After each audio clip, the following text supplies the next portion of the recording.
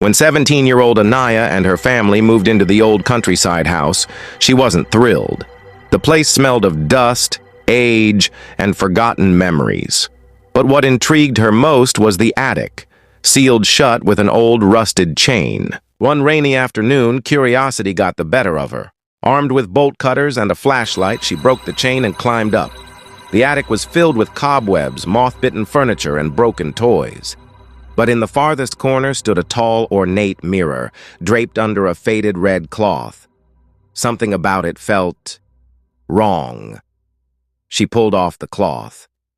The mirror was beautiful, flawless glass in a golden, twisting frame. But her reflection looked slightly delayed, like it was thinking before copying her. That night, Anaya dreamt she was in the attic.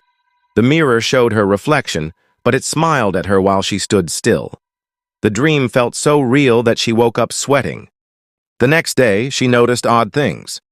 When she passed by the mirror again, her reflection blinked after her. It smiled when she frowned. Once it waved on its own. Terrified, she covered the mirror and avoided the attic.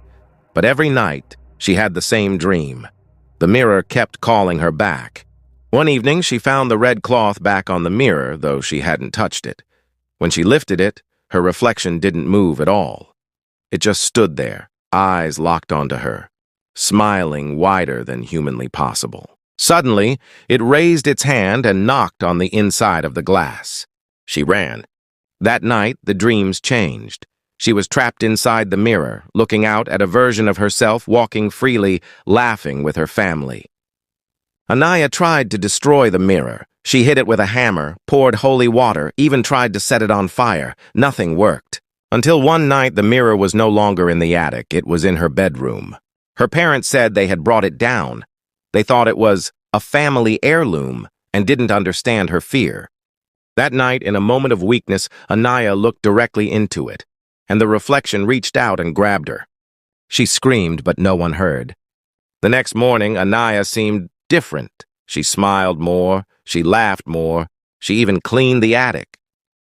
But when her younger brother asked if she was okay, she leaned close and whispered, "Anaya's still screaming. You just can't hear her from inside the glass." He looked up at the mirror. For a brief second, he saw his sister, banging from inside, eyes wide, mouth open in a silent scream. Then the mirror turned blank again. Moral, twisted version.